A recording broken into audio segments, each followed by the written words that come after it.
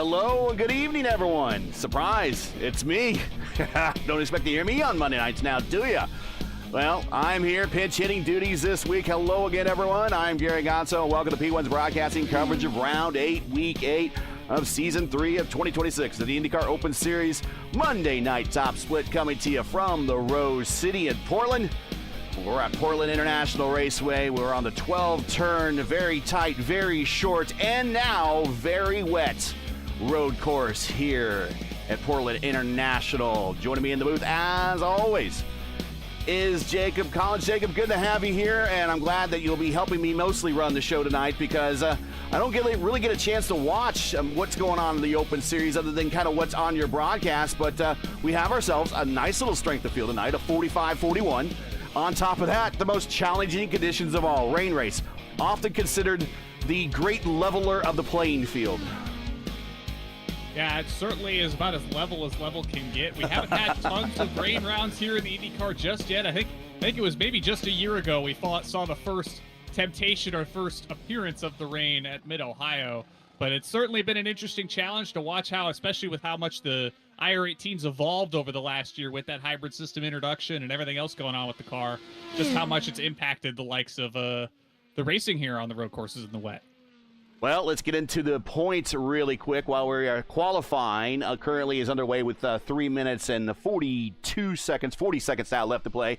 And on the pole is Esteban Rodriguez, currently provisionally on the pole. Right behind him is Jaden Munoz. We know both those guys have a lot of pace, but here are the points coming into this round. Caleb Brashear. As we talked about this coming in, you were kind of explaining the dynamics of the Open Championship this season to me. Brashear's there on quantity. Blocker's there on quality. I guess is how it's going out, but that's kind of how we're working right now. Is we got more starts for Blocker, more starts for Brashear, less for Blocker, but Blocker's scored more in the races that he's capitalized more in those races. Let's put it that way. And then Tyquil in third, Logan Edwards not in the night's race. He is moving, and supposedly his rig is in pieces. He says in fourth, and Robert Malechka in the road course category, doing a little bit better here on the open side of things here in fifth. Go ahead. Well, yeah, I think the big thing we can note here is Brashear's been quietly consistent, kind of like Rashad Craig's championship season a number of seasons ago. Didn't really do anything too flashy, was just coming in, putting in solid performances week in and week out, and that's kind of what we're seeing out of Brashear this season. Obviously, Malechka, Blocker, they've been able to capitalize very, very heavy, particularly on those oval rounds. You know, the Great Wall of Power slides always enforced when you can get a couple of those. Private label or team hype machines up at the front. Private label, I don't think sponsors the team anymore. It's so hard to get that nomenclature out of your brain. I know. Tell me about it. We have reached the end of qualifying here, and I think the good sign is everybody set a time. And we get the full lap in the rain here to set the field. So let's get the points off the screen. Here are your weather conditions, but you can kind of see the weather conditions in front of you. There they are right there. Rain. 70 degrees on the track temperature. Not going to matter. Ambient is 69. And this is very typical weather here in the Great Northwest. Go ahead and let's get in tonight's starting lineup for 47 laps here at Portland International. Go right ahead.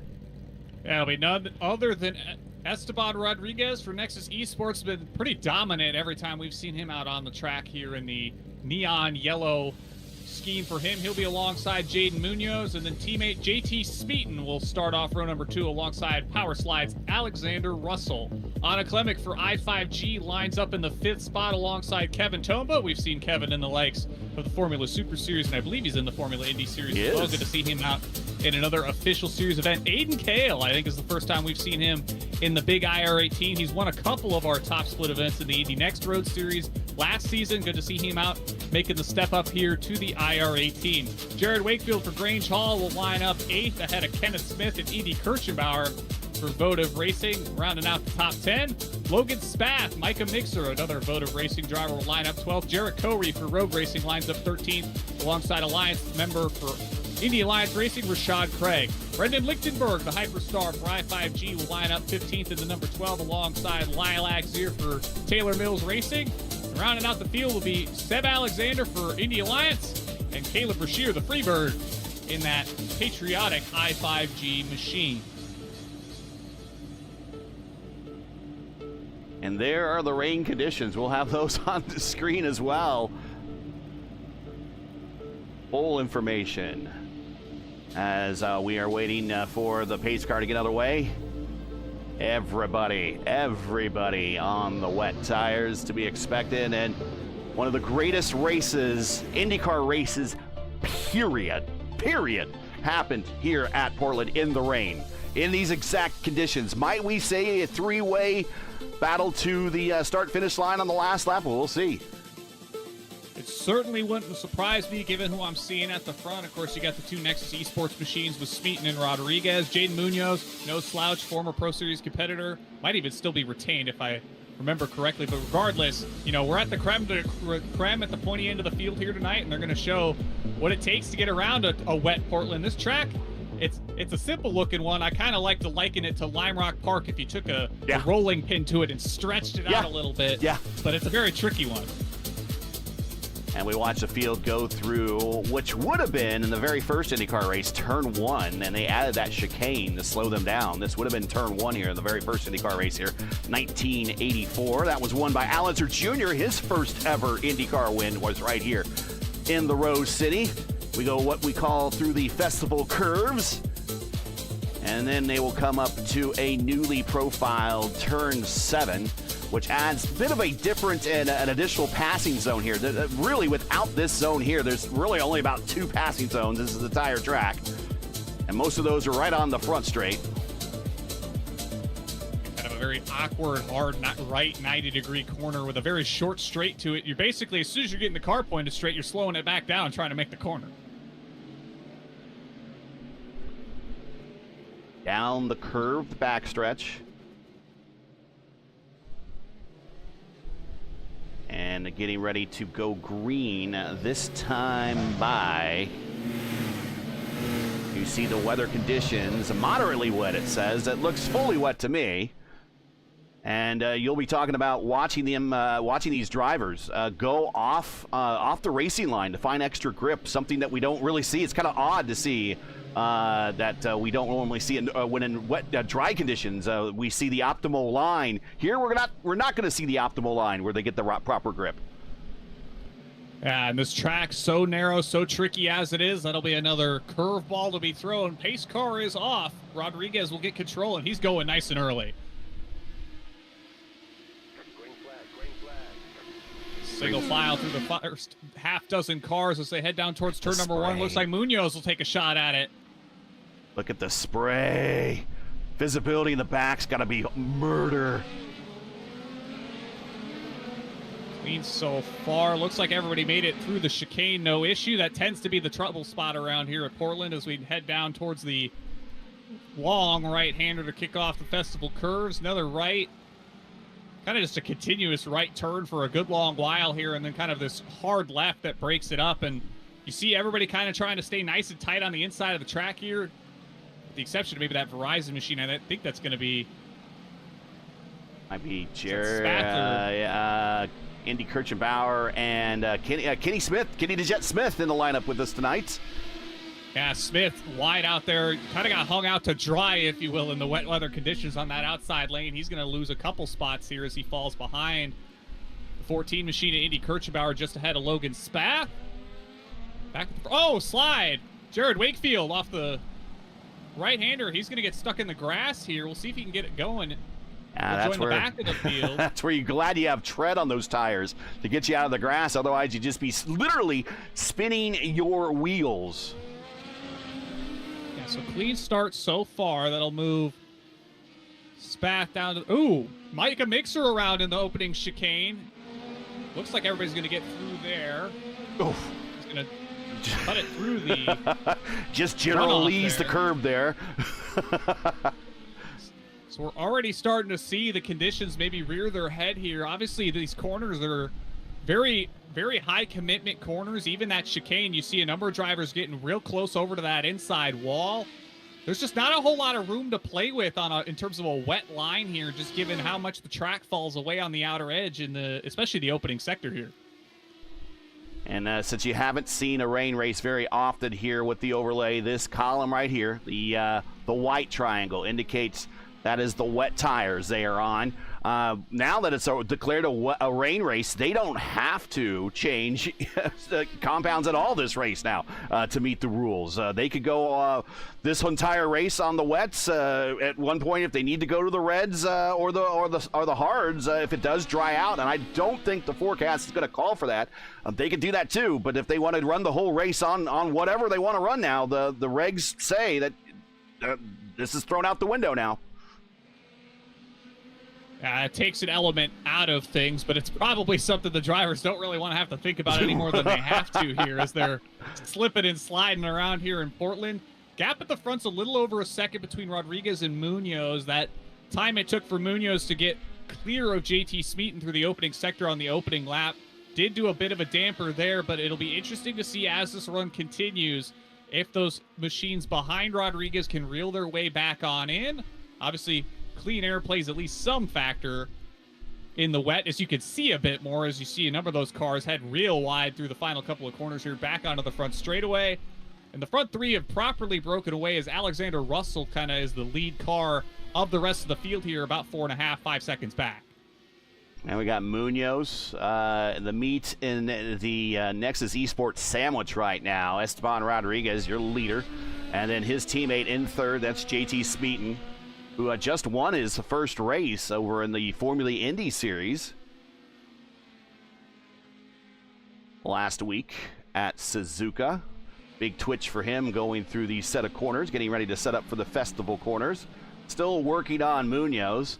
Kind of the buffer back to the rest of the field is Russell, kind of in a class in a zone all by himself right now as he works his way up to turn 7. And then we have the duo of Klimek, former Open Series champion, and Aiden Cole working his way up one spot, the 6th. Not a lot of big gainers right now. In fact, actually the biggest gainer out there on the racetrack, we have Jared Curry up 5, and Caleb Brashear in Freebird, he's up 7, but he picked up a lot of those just by keeping his car on the racetrack while others around him were having that problem, staying on the racetrack.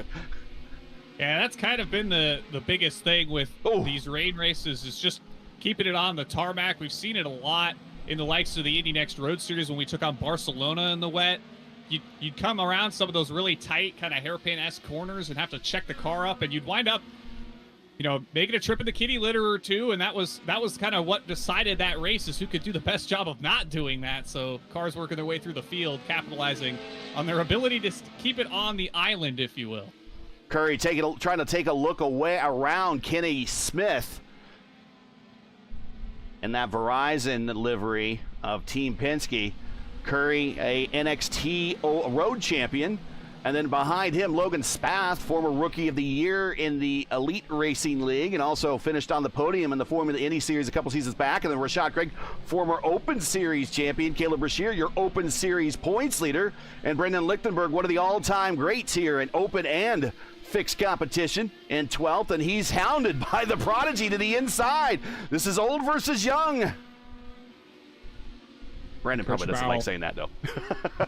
Kirschenbauer will be more or less let on through. I think Brendan's just trying to log the laps, maybe get the experience here in the wet. Might have got a convincing from his i5G teammates and Caleb Brashear to give this one a go. That's cool to see Brendan out here taking on the road course here. A blue livery in the rain just looks right. Proper camouflage, that's for sure. Right behind them is Wakefield, who's recovered. And then Kevin Tomba from the Formula Indy Series. He's in 15th. He's the only driver in the Formula Indy Series to start the season with 4 straight top 10s, to start that season. So he's doing pretty well in the points. And then there's Lilac Zier, followed by Seb Alexander and Micah Mixer, who is parked it on pit road for the vote of entry. I'm not sure maybe what happened to Micah. Is likely repairing damage on that machine. I would suspect an off somewhere around the course, but hard to tell at this moment in time. See if he gets back out there or not. But Rodriguez continues to lead. Munoz now almost a 1.5 seconds back. The gap back to JT Smeaton has lengthened there. It's now 2 seconds between Munoz and Smeaton. Cole and Klimek side by side into the festival chicane. Yeah, Aiden Kale.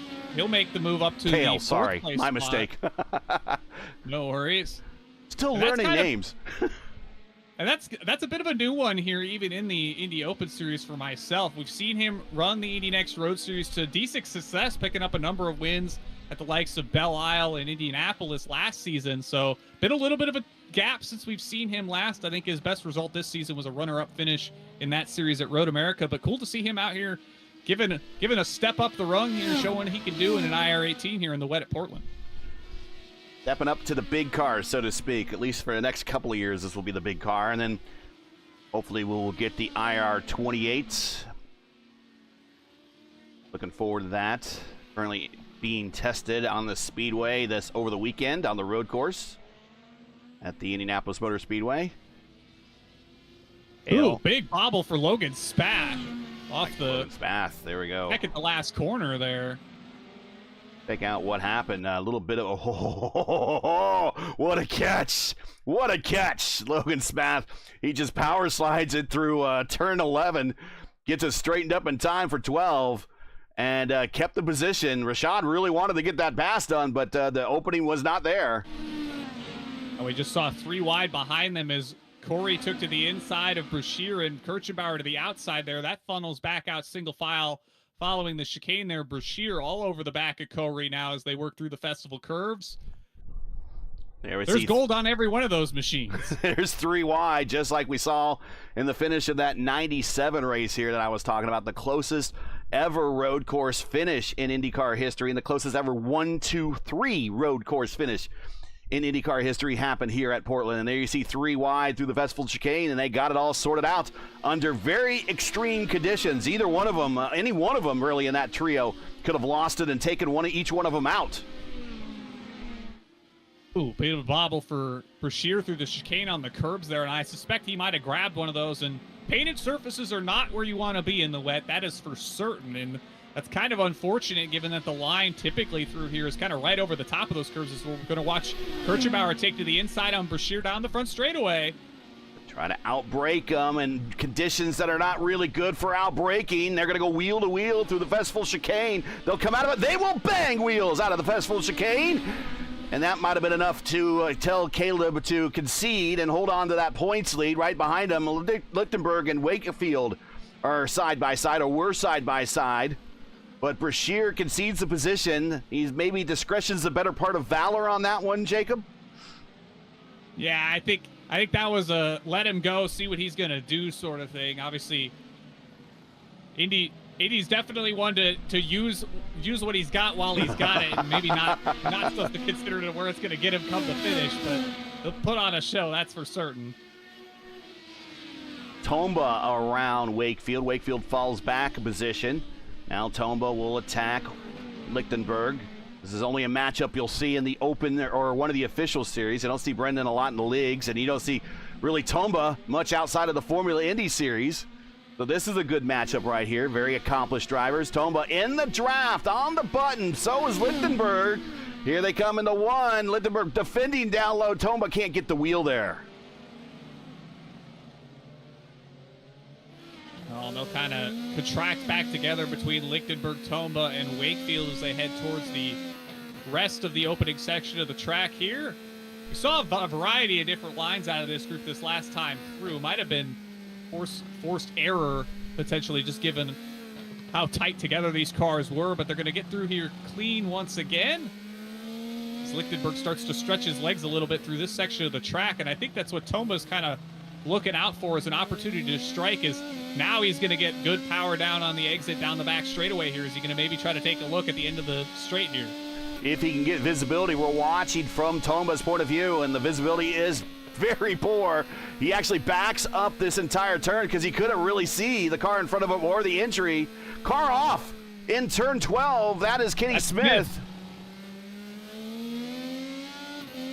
I'm suspecting similar slide for him that we've seen already multiple times. Yeah, kind of exactly what happened to Jared Wakefield earlier in this race. Just gets out on the painted edge and goes for a slide. Oh, he goes to the long side. Actually kept a great, oh, he locks it up and he spins it around and Wakefield runs into him. Tomba. He's got some damage on that car. He's going to have to come to pit road and get it repaired. He might actually be crabbing right now a little bit too. Looks like Wakefield's going to get off. And Wakefield has a meatball flag as well. Yeah, might just be a wheel misaligned there. It's not looking like a ton of... Oh, yeah, maybe the left front wheel's out of alignment on that Grange Hall machine. So that's a tough break for Wakefield. He was starting to get up some momentum following the early spin. He's going to have to come down the pit lane and get that machine repaired, as will Tomba. Let's watch this from the drone cam. Tomba just tries to get the power down, and the back end comes around, and Tomba decides instead of just letting the ride, he locks it up. And pretty much comes to a stop despite the wet conditions, and Wakefield was just there. We'll watch again from his point of view. Here he comes into the festival chicane, clipping those curves like everyone does, and he's just kind of watching right here, and he wants to get the power down too, and he's thinking, I'm really thinking that he expected kind of Tomba to continue applying the power of the back end go around, and then you can clearly see here on that this is not tracking up and down. This is tracking in a direction that he does not want to turn right now. So it's just unfortunate. Nowhere really for Wakefield to go through the exit of that chicane there. He'll end up with the left front knocked out of alignment there and have to bring it down the pit lane. We'll see if he's only going to lose one lap or more. Tomba on pit road as well, getting repair work done. So we started this race with 18, currently 15 still running. Everybody on the lead lap with the exception of those on pit road. Current leader is Esteban Rodriguez. Jaden Munoz is second. JT Smeaton's third. It's been pretty much like that the entire race. Your purple lap holder is Esteban Rodriguez here. I didn't get a chance to set it. There you go, 106.6. A little bit earlier on when those wet tires were at their more prime performance.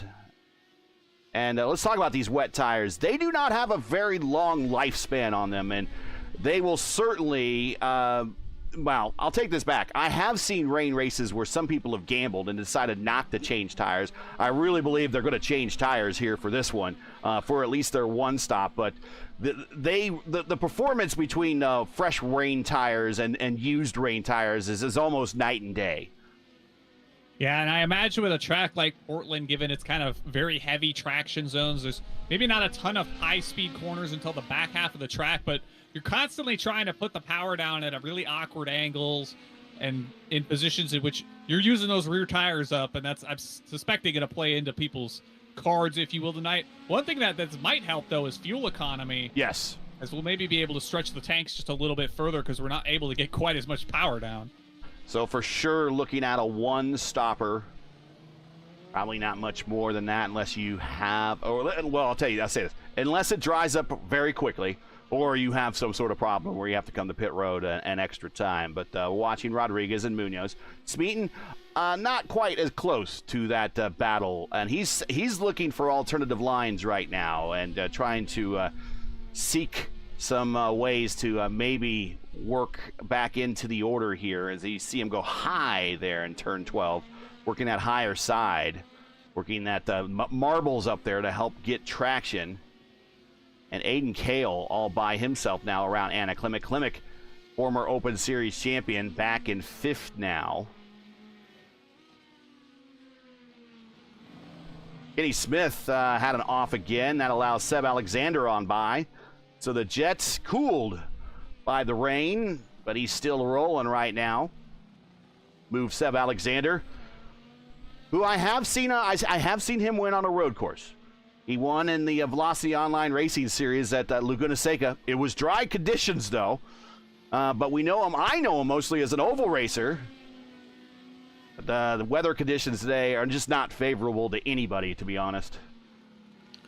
Well, what I am starting to see is Jaden Munoz slowly, and I mean slowly, reeling in Rodriguez. We saw earlier on in the running tonight, it was about a second and a half back to Munoz from Rodriguez. It's now just over a second that last time by. We'll see what it is as Rodriguez gets ready to cross the stripe here, work on to lap 16. So that'll be about third distance here. So we'll see what the margin is this time around. Looks like back to about a second and a half again, but That's what it really is going to be interesting to see, is if maybe one mistake here, one mistake there could be all the difference.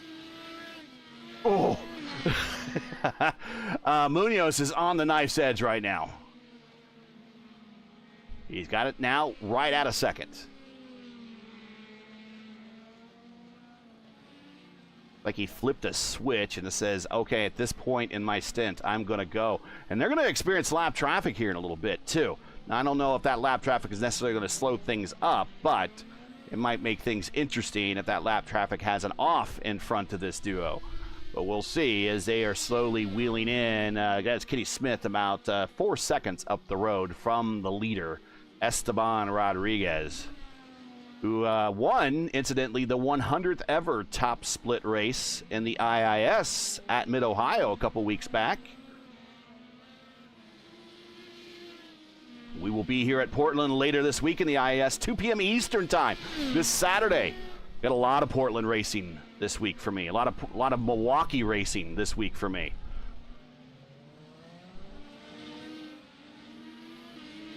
Not bad places to spend your week, that's for certain. 2 long-time IndyCar tracks.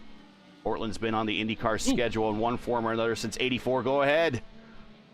Bit of a slide for Lilac Zier through one of the right-handers in the opening sector there, and they've got Esteban Rodriguez right behind them as they enter turn number 7, I believe, here. They're going to try to let Rodriguez on through. They're going to hang onto the left-hand side of the track here. Yeah, Lilac did a very good job. There's, and we could talk about this as well. We kind of hinted at it in the opening, but we really, the rain has really thrown the monkey wrench into making this place difficult. But even in dry conditions, this is a narrow race course, and if you go off, you're not hitting kitty litter that can stop you. There really aren't any kitty litter zones here, I don't really think. I think everything sends you right off in the grass, and then grass kind of accelerates you right into the tire barriers. But this racetrack, there's not an awful lot of places to hide if you're a slower car and you need to duck and get out of the way. No, you've got some fairly lengthy straightaways. The problem is there's just so many technical, very high commitment, either high commitment or very tight line corners you have to navigate here. Obviously, the back half of this track is kind of accentuated by that high-speed chicane, and something we'll see, especially in the coverage of the Indy Next Road Series tonight, is if you get that chicane wrong, it goes wrong badly. You know, I think we saw the incident between Connor Daly and Christian Rasmussen a couple years ago that sent Daly straight off into the fence. Into the grass, exactly, yeah. Yeah, straight off into the grass, straight off into the tire bundle. There is not any time or any space for things to go astray around here. Oh, right there. Ooh. Right there, exactly. Munoz. Right there, I mean, big twitch by Kenny Smith. And he's going to duck out of the way, and that has allowed Munoz now to cut it within a half second. But Esteban is making him eat his rooster tail at the moment. Munoz staying in the rain and the extreme wet spray. Apparently not bothering him. Did close up awfully close through that chicane as they head now through the opening sector of the course. So this is the closest we've seen the battle for the lead be. Can Munoz hang it? It may just take being close enough to get maybe some toe down these straightaways for Munoz to maybe put up the charge here. In heavy spray, as the conditions have not improved any since we started this race. In fact, it's even gotten wetter. And Rodriguez a little bit on the push to pass. Remember, we have 200 seconds, which is more than enough. More than enough for this kind of quarter distance, maybe third of the way distance, as they use that escape road to the drag racing starting area there. And now Munoz is there, and he's right in the draft, and he's right on the button now, going to the inside as we come down to the braking zone into the festival chicane.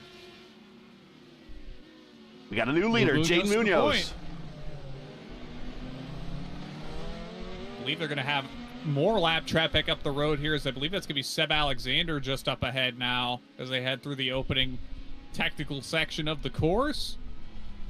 Then they'll have a bit of a gap. It's about another 10 seconds up the road to Brendan Lichtenberg, who they may or may not catch before this stint ends. We'll just have to wait and see, but good opportunity for Munoz, just capitalizing on being put in that very close position, maybe work the draft, get alongside down the front stretch, and take the lead here. We'll see if he can hold on to this here. Maybe it could also be, too, that he's found something over the course of this race. You know, we talk about drivers looking for lines in the wet here. Maybe he's found something that's worked to great effect here in the closing portion of the opening stage here. Oh, Seb goes off into the grass. I'm trying to get the camera on him, but there he is. He right in front of the leaders. He just missed the whole turn. This is 9, 10, 11, and 12 right in through here. And he just kind of missed it. And he knows the leaders are right on him, so he doesn't want to, you know, impede, but he also wants to stay on the lead lap. And you just see that car, he goes into that zone hot, can't make the corners, it's too wet. And then the thing to do is just keep the wheel straight as you go through the grass so you don't slide, and that's what he tries to do, and then rejoin by not taking anyone out. And that's kind of what he does, is he hugs that inside wall and finds a more easier route back to Harmac. He goes through the pits as well. So Jaden Munoz, you're right. You're, and I'm going to go back to your point with maybe Munoz finding a different line. You think maybe Rodriguez now will learn something, can learn something following Munoz now? Maybe he could find out where Munoz was making time on him? Well, I think at this point he's going to have to learn a lot faster, because as we see Lichtenberg off in the final sector. But Rodriguez has now been gapped by over a second and a half now. That was quick. To Munoz. Much the same thing we saw with Seb about a lap before, Lichtenberg. And he brings it out onto that grass, right into that zone that we were talking about that Connor Daly ended up in under that dry race from a season or so ago. And we have seen a number of cars already peel down and hit the pit lane, likely kind of getting their pit stop in early to run a longer second stint here. Curry did. Yep, you're right. Curry did stop at lap 18. So he decided to call a little bit uncle early and come in, put some new wet tires on, and then try to maybe pick up some empty racetrack or just throw down some faster laps, I guess. And I don't know how much faster you can do with new rain tires. I know they're faster. I don't know what the difference is right now. Well, we can maybe get somewhat of an idea as we look at the leader's pace the last however long. This last time by, Jaden Munoz ran a 107.025. Their fastest lap, 106.671. So it's enough of a difference where you can tell you've gotten slower, but maybe not so much to the point that you're going to be making tons of inroads on a fresh set. Curry around Zier, and that moves up Curry to the 13th position. But when do we see these leaders come to pit road? The window really kind of is open to go if they want to stop now. I'd imagine they will go all the way until the end of the stint in the dry tank. Thanks for joining us, everybody. If you like what you're watching tonight and you appreciate the grind that we do, and it's a big grind this week, make sure to hit that like button, subscribe to the channel, donate if you have not done so already. Link is pinned in chat. We realize times are tough, so any donation, no matter the amount, is greatly appreciated. And Jaden Munoz, he is trying to slide it continuously through turns 11 and 12. Well, it's paved over there, Gary. I paid for that. And he's using that runoff area. Everyone's kind of using that runoff area now. It's like part of the normal racing line. Yeah, it is generally considered part of the actual racing line there. You see that kind of immediately on the exit of the chicane, cars track it out way over to the left-hand side, kind of where the...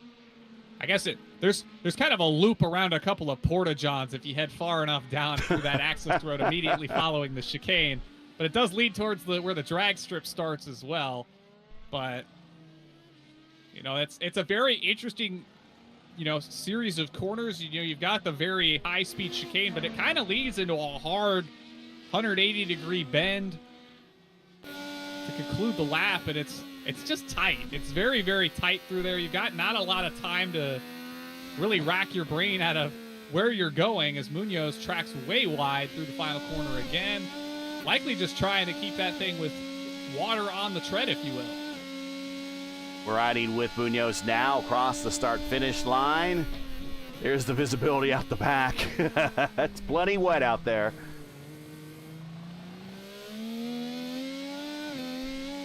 This track has only been on the service for about a year. Already a favorite and a regular stop now on the IIS, the iRacing, or the INDYCAR iRacing Series.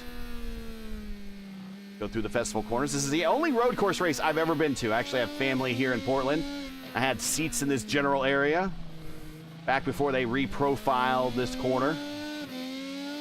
It did not rain. Jill DeFerrin won in Walker Racing when he was sponsored by Valvoline. That race. I think he led every single lap. Oh, big wheel spin. Aiden Kale's peeled off to the pit lane, so he'll kind of be the first of one of the lead group of cars, if you will, to hit the pit lane. Yeah, he's done down and away. And he will pop out right next to the leader. Oh, ho, ho, ho. Munoz really had to lock him up. Kale does a good job getting out of the way, but now he has really cold rain tires, and the leaders are all in his stuff right now. Yeah, that's not something we really talked about just yet, is cold tires in the wet. I mean, you're running on a slippery surface with a slippery tire. Ice on ice is not very nice.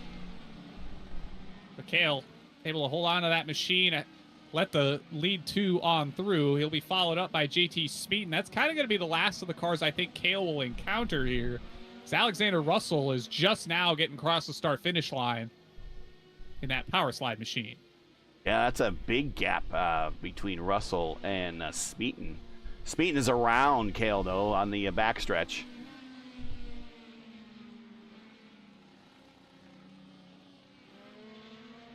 No one going to pit road this time. Munoz stays out. Rodriguez stays out. Smeaton stays out. There's Russell. Oh, Russell off. Russell off, back on. Oh, that was right around, that was kind of turn 4-ish area. I think he might have went off right at this is turn 7. I think let's go back and see what happened, where the off happened. Yeah, this is turns 1, 2, this is turn 3. This is at the end of, actually turn 4, actually. I take that back. Turn 3 is, those chicanes make up, chicane makes up about 3 turns on this road course. But yeah, he just drops a wheel and couldn't quite get it back to grab any grip to turn anymore.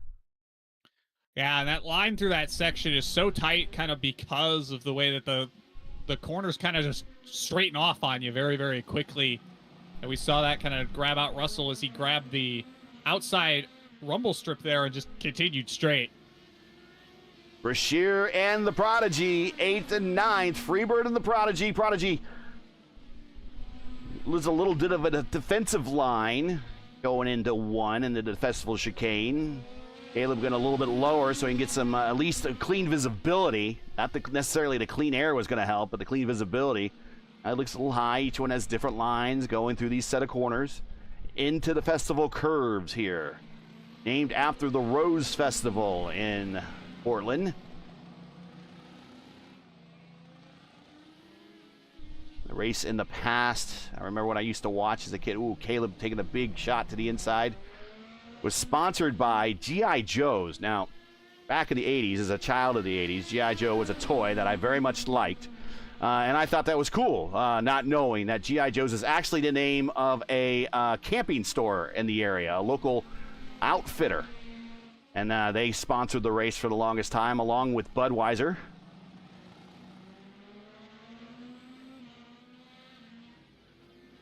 And we see Logan Spath on pit road for a scheduled stop. Now Russell will join him down the pit lane. So we've kind of got Rodriguez. Oh, no, Rodriguez has hit the pit lane. Yes, he's decided to make the turn off. And he makes the long run down pit road for his one and only start. Munoz, he missed his stop, but he is now on his outlap right now. And he's hitting every corner over there in that access road. But Munoz and Rodriguez, they're going to be a bit of a drag race coming off pit road, but I think the momentum is going to allow Munoz on by. A lot of traffic coming out.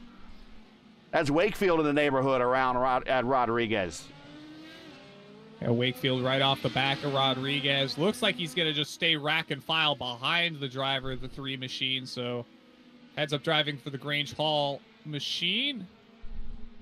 Of course, Wakefield already a number of issues here tonight. We saw that collision between himself and Tomba. He's just trying to log as many laps as he can here around the very tricky, wet Portland International Raceway.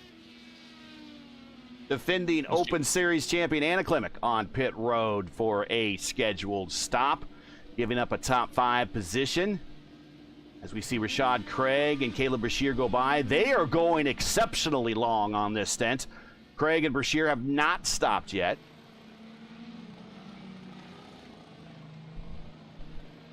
Andy Kirchenbauer on pit road, a prodigy, completing his pit stop. If you're just joining us, this is P1's coverage of the IndyCar Open Series Monday night top split coming to you from Portland. We've completed 30 of 47 laps. If you want to join tonight's race and would like to monetarily support us, please find the link to our GoFundMe campaign. It's in the stream description. It's also pinned in chat. We realize times are tough, so any donation, no matter the amount, is greatly appreciated. Indy coming out back on the racetrack right in front of Esteban. He doesn't want to see that, but that's kind of how this racetrack works. That exit off of pit road really just empties you out right into basically turn 1, which is the festival chicane. Yeah, I think the only pit lane on the IndyCar schedule potentially more treacherous than the one here at Portland is the one in the streets of St. Petersburg that basically shoots you right out into one of the most high-speed sections of the track. I would agree to that. 2 or 3. Long Beach is pretty awkward, too. Yeah. Munoz, as now he's in lap traffic behind Logan Spath, but he has a now 2.6 second lead as he gets around Logan. Logan trying to hold on to the tail end of the lead lap, and now the leaders have lapped up inside the top 10. Spath was 9th. Brashear making his stop and exit off the pit road. So we're still waiting for Rashad Craig. Rashad using these conditions to get a little extra mileage out of his Dallara. He has worked his way up 10 spots, started in 14th, and currently is in 4th. But we still expect the former Open Series champion to make the turn down pit road, and he doesn't this time. He extends the run 1 more lap. And boy, I tell you what, if this was real IndyCar racing, and I know this is real IndyCar, it's simulated, where we get there's more possibilities of a full course caution in real IndyCar racing. He would be in a really good position. Yeah, he's kind of the first car of the non-lead group, still out there circulating. Obviously hasn't made a pit stop yet, so we'll lose a good bit of time when that happens. But in the world of full course yellows, that could bail you out and put you in a position to, score, pick up some extra spots longer term throughout the race. I don't think I've ever seen a full course. I've seen a full course caution, but it was a steward controlled race. I don't think I've ever seen a iRacing caution, full course caution at this track. Still watching Rashad Craig make his motions here, getting ready to possibly come to pit road. Yes, there he is this time, making an extra turn, 45 miles per hour on pit road speed limit. He's the last of the cars to come to pit road. 16 to go. Jade Munoz passed Esteban Rodriguez about 10 laps or so ago, and then we went through the first round of pit stops, and he's maintained his lead and has extended it now to about 2.93 seconds now over Rodriguez. Rodriguez was your early leader and also pole sitter. He currently runs second. He led the opening stage of this lap. He takes a shot to the inside of Logan Spath down the main straight. Drag strip here at PIR. There we see Rashad Craig coming off of pit road right in front. Again, Rodriguez. I think the leaders are recounting just about every car that is exiting pit road right now, Jacob. It gets a little frustrating, but they got to be thankful.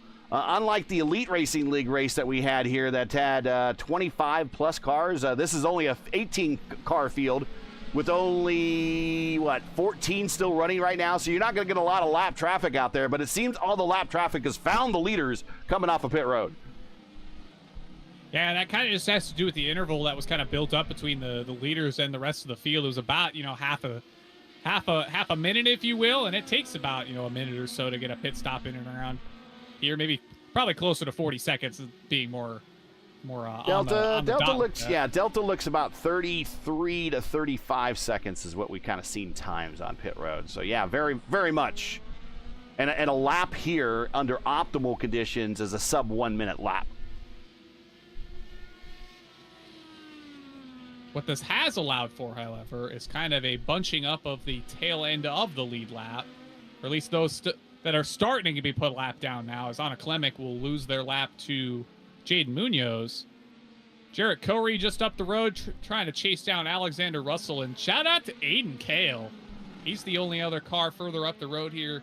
51 seconds adrift of the leaders here, but he remains on the lead lap for now. We'll see if he can maintain that position here as we enter the final third of this race. Yeah, we don't want to jinx him, but I think the Formula One racers always say the measure of a good driver is always determined in wet races, and maybe we're seeing something here with Aiden Kale and future maybe starts here in the series about someone to pay attention to, because the racetrack is already a hard racetrack. The car is already a hard car to drive.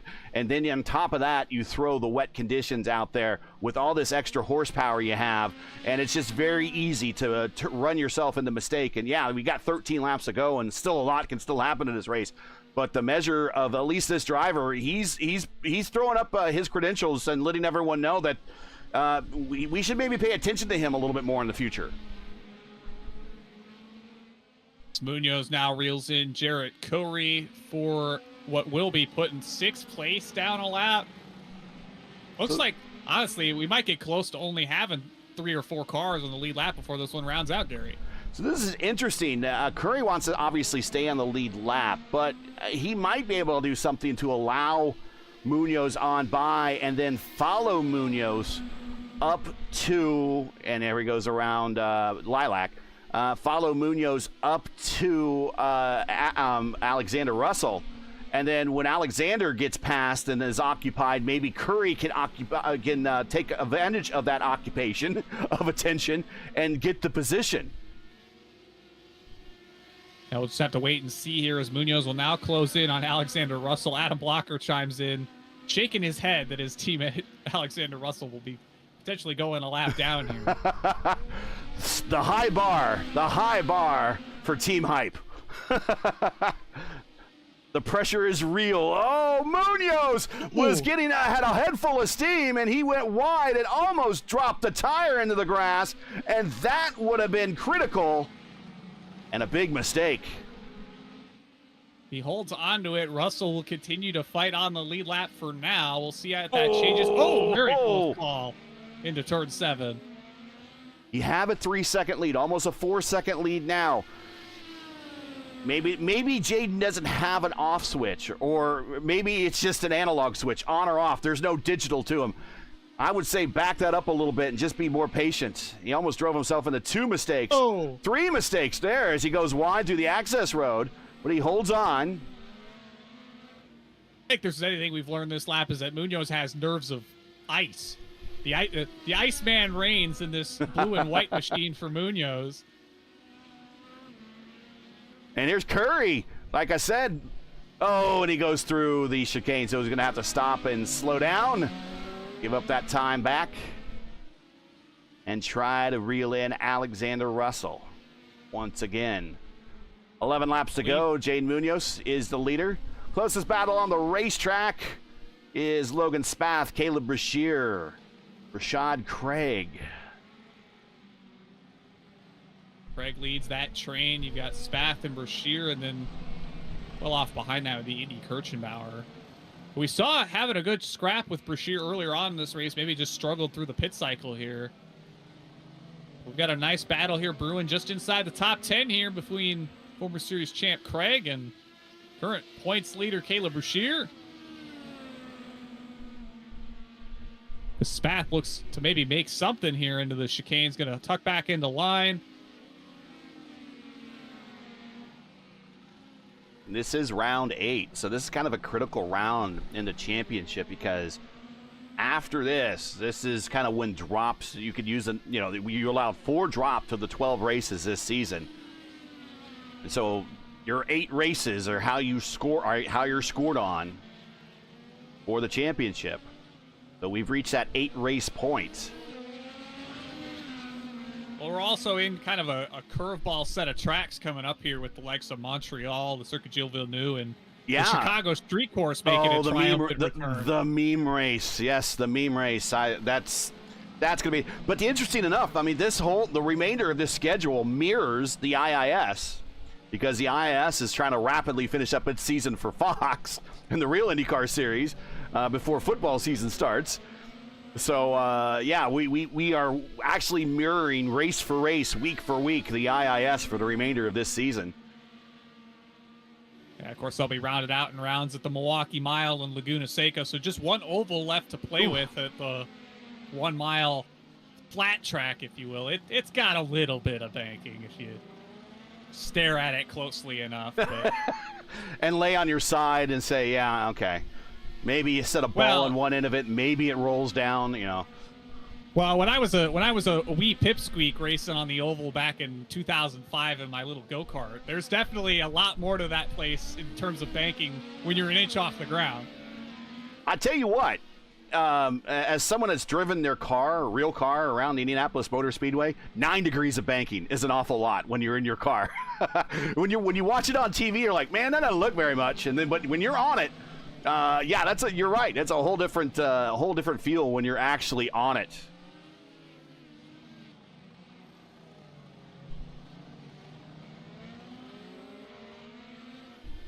Still watching this battle.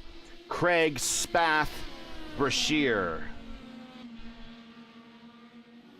No love lost between that Stowe Motorsports squad and Brashear. We saw that in the FIS. I do not really think that Logan, I think those two even, Munoz purple lap of 106.6.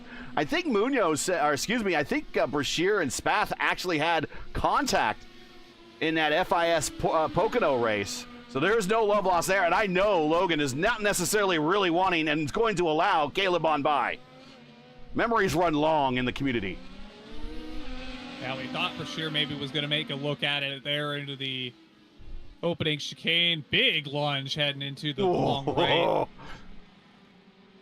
He's going to tuck to the inside here, be just pipped by Spath through the right before this long left-hander here. Here comes Brashear. I think Brashear's just nailing the entries, and Spath is getting him on the exits.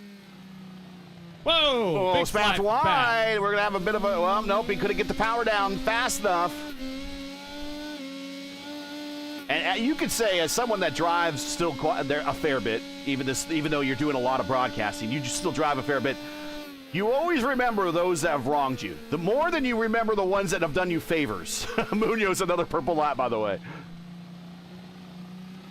Yeah, we saw Brashear, a bit of a bobble through the closing couple of corners there. They're fighting for it. They're fighting traction. They're fighting the steering wheel, trying to make every little inch count. The Spath's going to get the best of Brashear down the front straight here. They head into that chicane.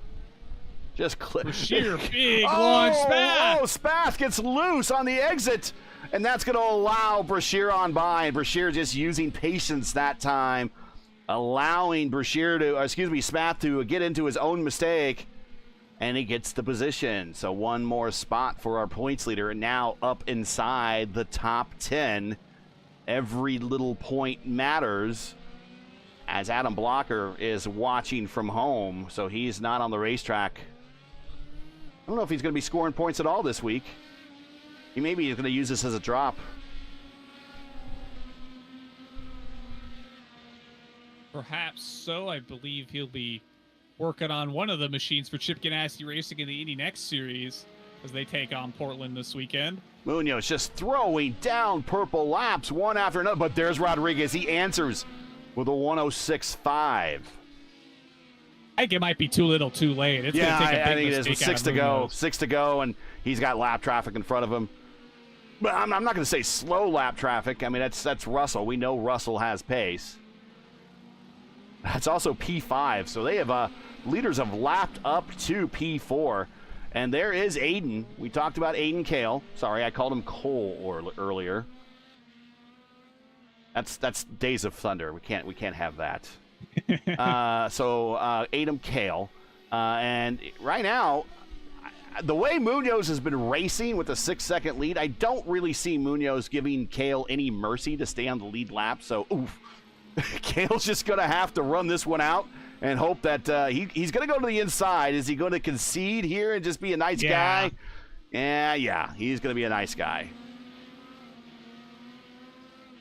He knew it was probably coming eventually, and he's got a good gap built up to Alexander Russell's. Russell's just now crossing the start-finish line, so all Kale's really got to do at this point is log the laps, bring the thing home, let Munoz have his fun stretching that lead out at the front.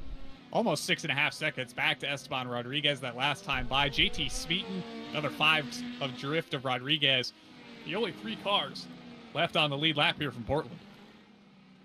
Don't go anywhere after tonight for our doubleheader. It will be Jacob and Sophie calling the action right back here at Portland. It is back-to-back doubleheader weekend, doubleheader Monday here with the Indy Next Series. They'll have their top split here. The road guys here at Portland. It's Portland week in the INDYCAR Series here at Open IIS. Oh, Lilac goes wide right in front of the leader.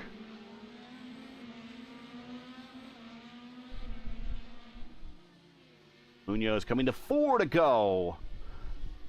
I don't think we're going to have a finish like 97, but hey, if you get a chance after this race, but before Jacob starts his stream, you need to go find on YouTube the finish of the 97 IndyCar race here. A 3-wide finish between Mark Blundell, who got the win. It was actually the last lap leading was Gilles de Ferran on slick tires, but the conditions were rapidly drying.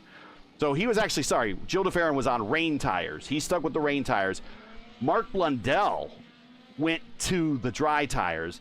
Raul Boisel went to the dry tires. And they ran down Gilles de Ferran on the last lap and went across the start-finish line 3 abreast for a photo finish, the closest ever 1-2-3 road course finish in IndyCar history. Mark Blundell got the win, his maiden win in the IndyCar Series. One of a handful of wins of that Bruce McCaw team at Pac West. Munoz, purple lap with 3 to go. Now coming to 2 to go. That's what you do, just with an exclamation point. Actually, 3 to go, sorry. Munoz, purple lap, and he's got Kitty the Jet in front of him.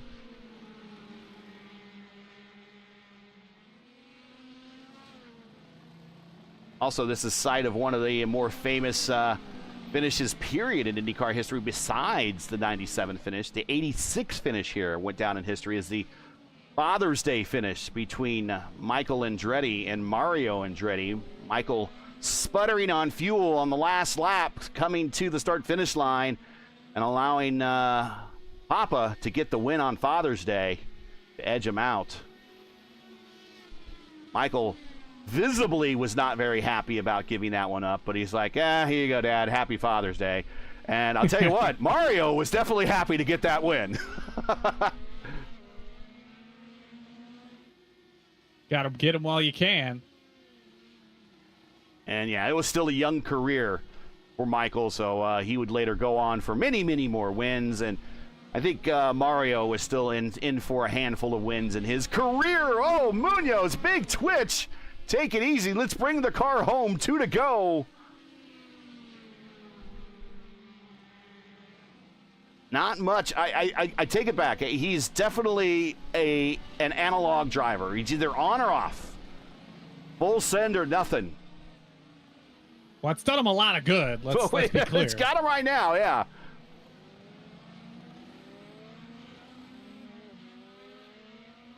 Right now, it looks pretty comfortable, the top 3, unless something happens to one of them here in the closing laps here, lap and a half before we wrap this up. But again, thanks everybody for joining us. Make sure to like that like this video, subscribe to the channel, hit the thumbs up, and hit the bell also so you're reminded when we go live on future broadcasts. It really looks like the top 3 are going to be finishing here on the lead lap.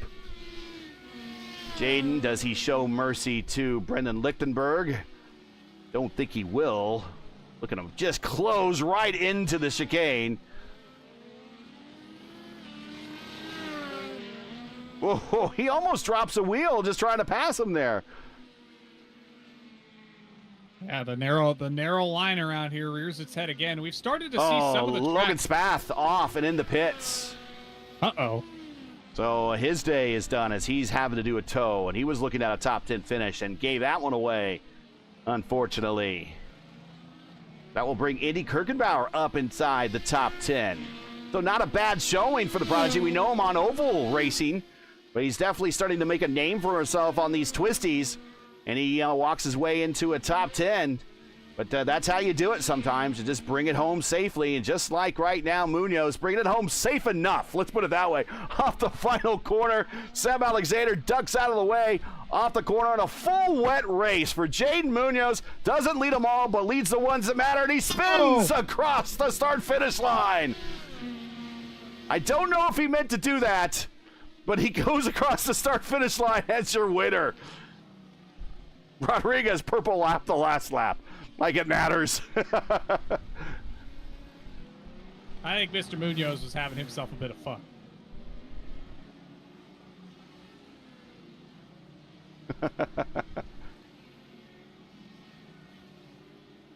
Here are the final results. So we actually, I'll wait for everyone to answer the checkered flag here real quick just to make sure. I think we still have some cars out there running.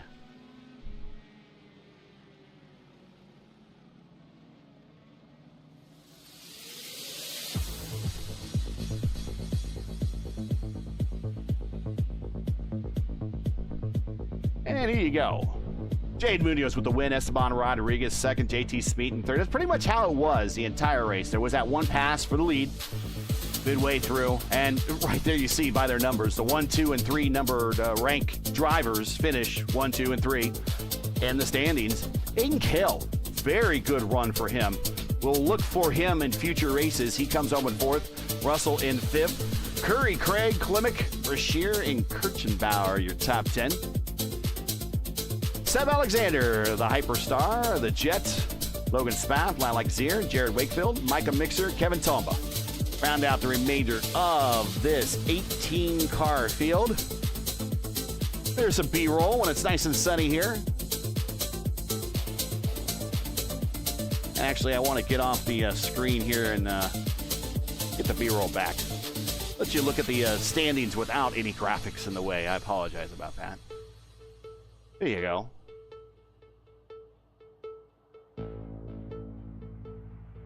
All right, let's get some replays queued up and get into the interview room.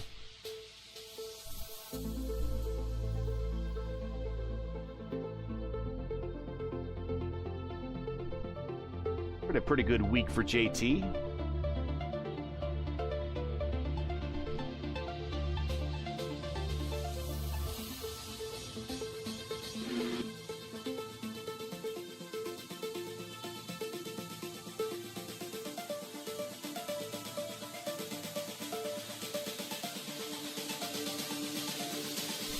All right.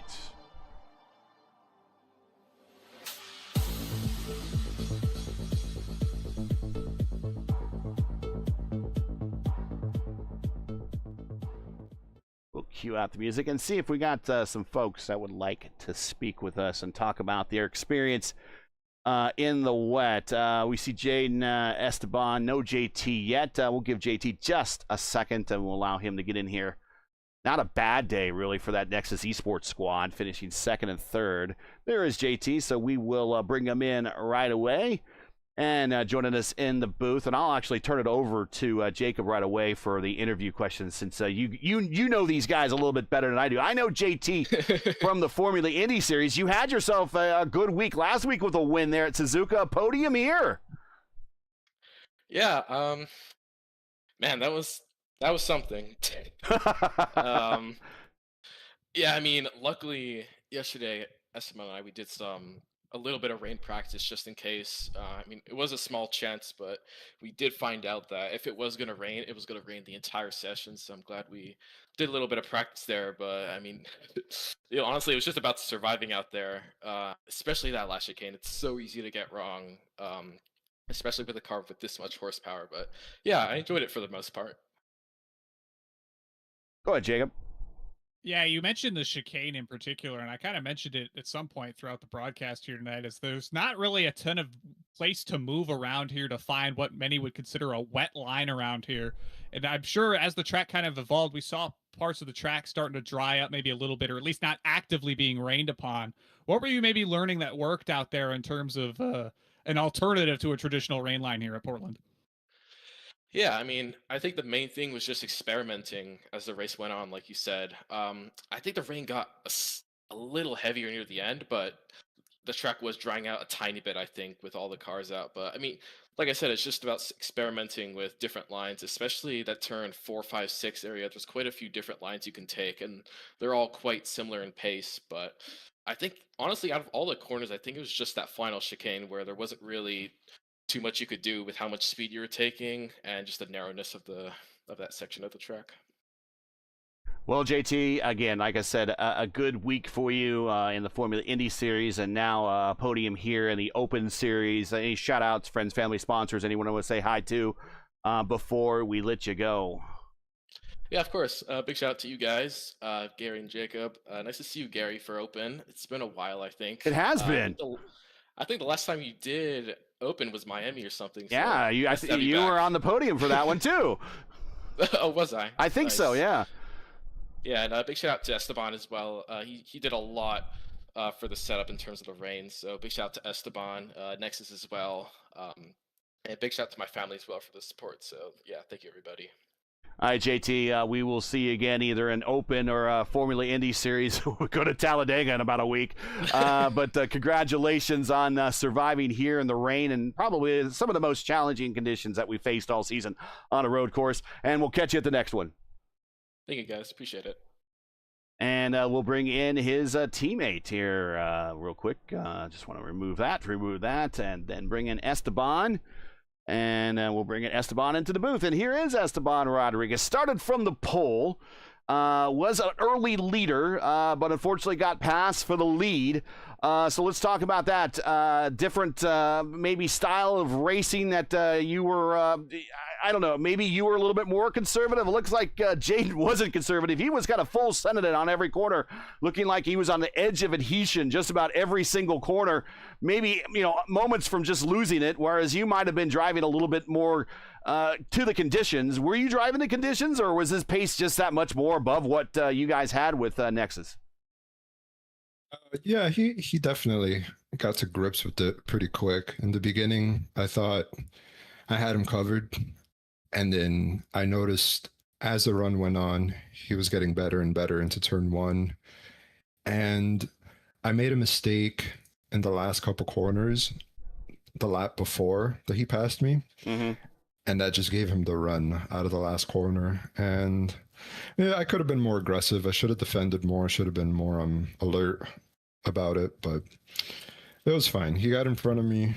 I was like, okay, I'll just try to watch him, see what he's doing. There was a lot of racing left side. I wasn't going to panic at all.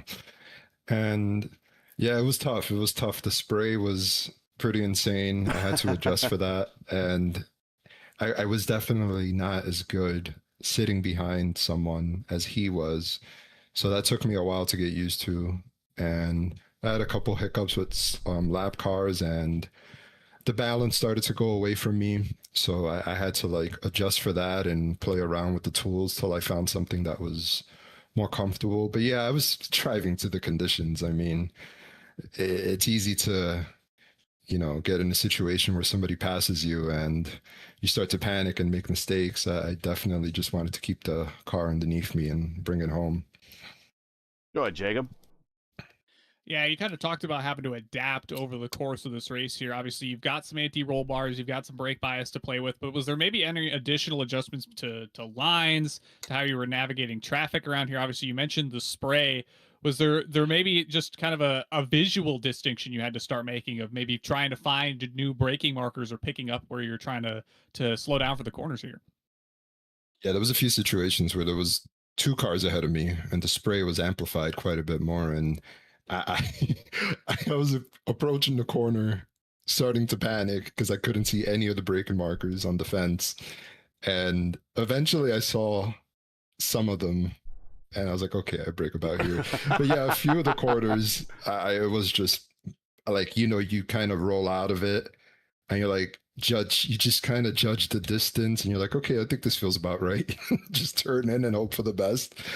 But yeah, as far as the lines, yeah, I learned a few different lines running behind Jaden.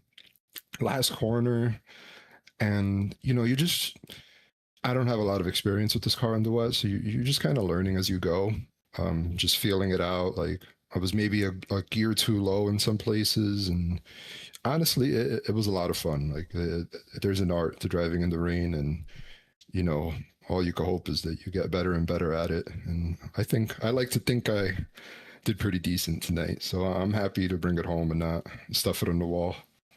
Well, we don't know what Saturday is going to bring with the IAS. It could be more of the same. And if that's the case, you got 47 laps of basically a live scrimmage here.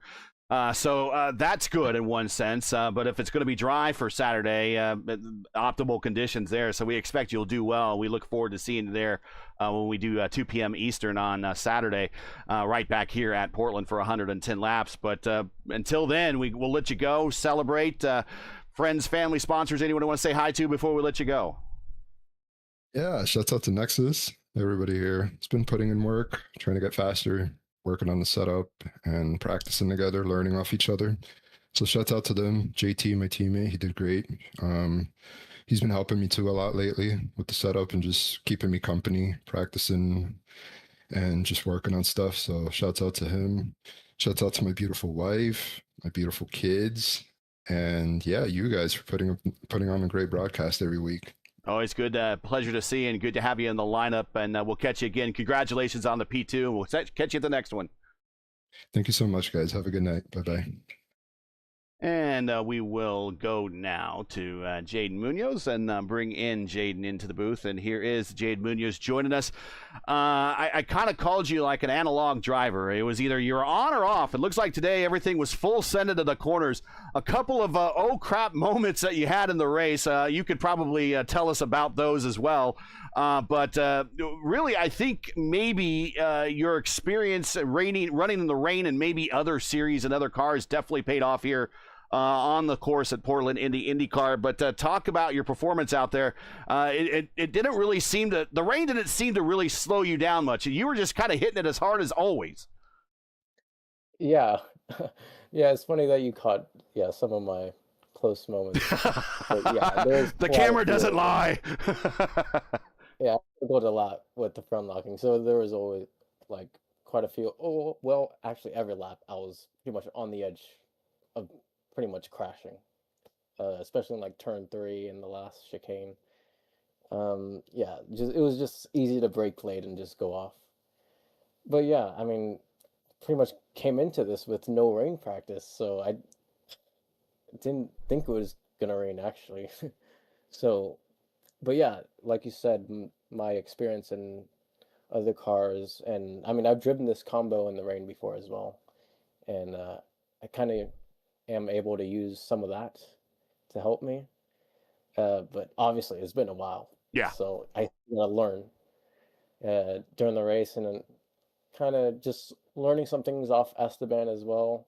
Like first, I was running the tight line at turn 1, but he was running the wide line on the wet part, but it was still faster since it was wider. But yeah, just learning as I go, and yeah, the second sit seemed pretty quick. So yeah, a lot of that learning went to good use, and yeah, pretty much that.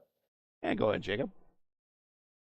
Yeah, you talked about learning a lot over the course of this race. We noticed, particularly over the opening stint, it became kind of a game of inches. You were slowly reeling Esteban in, and then kind of once the lap traffic played in, you were able to get really close up to Esteban. You were able to make the pass with relative ease and then start to really pull away. What did you maybe figure out over the course of that opening stint, especially to help with managing traffic around here? Trying to make my marks with the breaking points, just not making too many mistakes. Like these little mistakes, they add up, so you Hmm. want to kind of limit those. And especially through traffic, you want to take advantage of that. There was some moments where I kind of didn't take advantage, and yeah, I kind of didn't close the gap.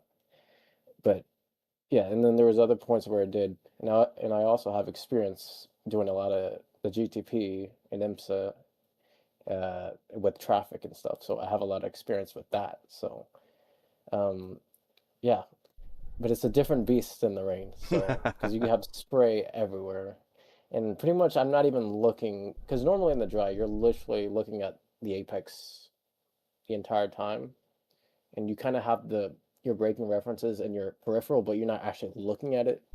But in the rain, I'm kind of looking straight at my braking boards and not really the apex because when you have all that spray, you kind of have to get your braking point spot on if you really want to be quick and be able to keep up with the guy ahead because that spray is just really bad.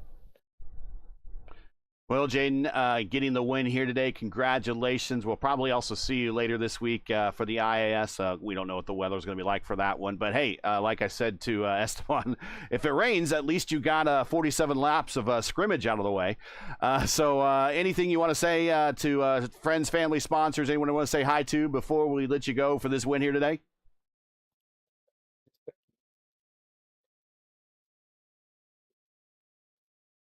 I think having a little bit of a pickup there on the mic. Jane, you still there? Braking. There you go. Hello? There you go. Go Uh, ahead. You can I repeat forgot everything you just said. I can't lie. I forgot what I just said. Oh yeah. Thank you guys for broadcasting the race. It's always fun to do these races, and yeah, excited to do it again in the near future. I can't speak right now, and yeah, I'll see you then. All right. Congratulations, Jaden, on the win. We'll catch you at the next one. See you guys.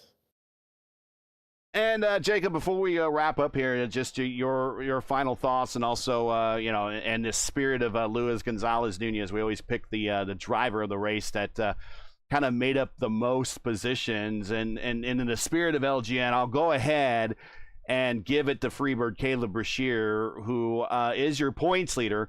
But in a bit of a struggle today, finishes 9 spots better and finishes in the top 10. It's going to be kind of critical as this championship ticks on here over these final 4 weeks. Top 10 here at a road course that doesn't probably suit him best even in the dry conditions, but to do that under the wet conditions makes things even a little bit more sweeter for him. So we'll go ahead and give him the Luis Gonzalez Nunez driver of the race here in the Open Series award. Well, let's talk about this race. And one other thing you and I did not talk about, we're both technical guys, right? So we didn't talk about the physical plant of everyone in their rig and whether they're using multiple monitors or they're in VR. But this extra spray and everything just adds to the frame overhead on your computer and on your graphics card. And it if you're not set up optimally, on top of your setup in the sim virtually for the car, you were looking at a long race just because you couldn't see, you probably weren't seeing correctly, and then you're probably just not racing very well. So there's that additional overhead on top of everything else. We never really talked about that, but this is a very hard racetrack we talked about. It's narrow, and on top of that, it was wet, and we just kind of had it all thrown at us today. Yeah, and I think the big thing that comes out of this is that a lot of these guys that maybe put in a less than ideal performance, let's put it that way. You want to see, your championship contenders at the front of the field, but ultimately I think it's races like this that make champions what they are, right? It's never the wins at the end of the season that matter that much. I mean, we talk about NASCAR changed their whole points format because the guy that won the championship in 2003 didn't win enough by their standards. The consistency of putting in a top 10 run when your car is good enough for 15th is huge come the end of the year, right? So I think that's what's going to come out of this one is guys that fought till the end, logged as many laps as they could here tonight are going to come out with all the better for it. And checking in chat also says, Adam Blocker says, I don't remember a recent open road strength of field race with only 3 cars on the lead lap. Those are the type of stats I've been looking up lately, and I don't have all the open stats cataloged. That would be a great stat to know. When was the last time we had an open, top split, open road course race with only 3 drivers finishing on the lead lap? And he's probably right. It's probably been a very long time. I think conditions played a role in that, but still. And on top of that, you see a lot more of these open races than I do, Jacob. This is like maybe the 2nd or 3rd race we've had in the rain in the Open Series? Not very many since rain's been introduced to this car. Yeah, there's been maybe a half dozen, and only so many of those even have been properly impacted by wet weather like this one was. I mean, from the drop of the green, it was wet. It stayed wet the whole time. It continued to rain the whole time. You heard from, I believe Rodriguez had pointed out that it maybe even got wetter in certain spots, even if it was drying up in others. So it was a constantly moving variable, and that's just the nature of rain racing here. Well, we'll see if the rain continues for you and Indy Next here in about 30 minutes. But that's it for tonight. Once again, to your podium here from Portland International in the Rose City.